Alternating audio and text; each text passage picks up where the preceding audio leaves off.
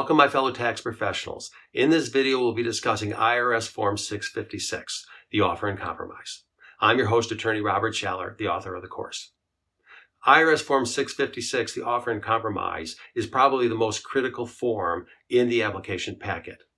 Form 656 will identify who is the taxpayer or taxpayers, if there's two, who are seeking to compromise back tax liability. Form 656 will also identify the tax years and the tax forms from which the tax liability emanated. Form 656 will also identify the bases for the compromise, for example, doubt as to collectability. And finally, Form 656 will identify the offer amount and the payment arrangements that are made as part of the offer. It's a critical form, so study it carefully and enjoy the video. Let us explore IRS Form 656, the Offer in Compromise.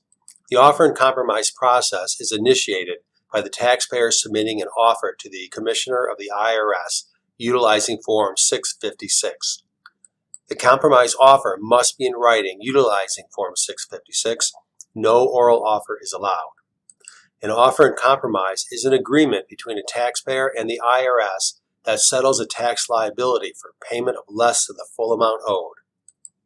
Form 656 identifies key information, including the names of the taxpayers seeking compromise, the tax return and tax years from which the tax liability emanates, the basis that authorizes the IRS to compromise the tax liability, for example, doubt as to collectability.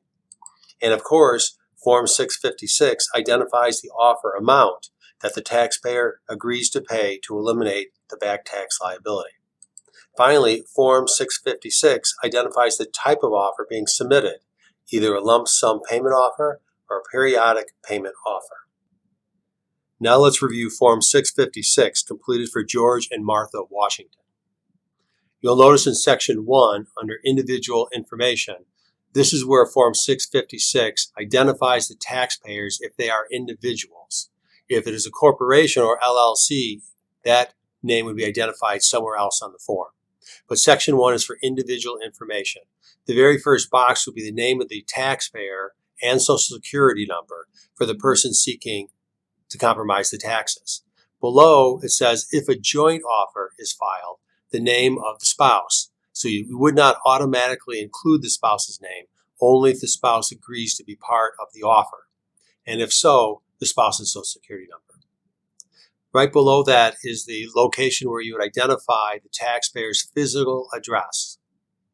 The box below that is a home mailing address if it's different from the above address, for example, a post office box. Some people, especially taxpayers who are filing Form 656 without the knowledge of the other spouse, may utilize a P.O. box for correspondence with the IRS. That way it conceals the Form 656 filing from the non-filing spouse. The next section is where the individual tax periods are identified. In this situation, we've checked the box under 1040 income tax for the years 2017, 2016, and 2014. That means that those are the tax years and tax periods for which tax liability seeks to be compromised. No other tax periods will be compromised if any exist. So be very careful to make sure you include all of the individual tax periods that you seek compromise. Now let's look at Section 3, which is the reason for the offer. At the top of this page, which by the way is page 3 of Form 656. So we have eliminated page 2 for this video. Page 3 of Form 656 starts out at the top with Section 3, reason for the offer. And you have two reasons there. The first one, the one checked on this form, is doubt as to collectability, simply saying I do not have enough in assets and income to pay the full amount of the tax liability. The second box is exceptional circumstances, or what we learn in other classes is effective tax administration. The next section, Section 4, payment terms, identifies the amount of the payment, any initial payment, and the remaining balance. In this case, we've checked the lump sum cash payment option. We did not select the periodic payment option, which is below. So let's review the lump sum cash payment. That's been checked, and it says the total offer amount is $17,210. Because a 20% initial payment is required, we identify the 20% initial payment as $3,442. That leaves a remaining balance to be paid of $13,768. So we have up to 5 payments that can be made to make that remaining balance.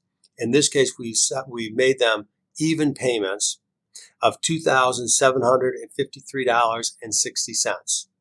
After 5 additional payments of that amount, they would have paid the remaining balance of $13,768.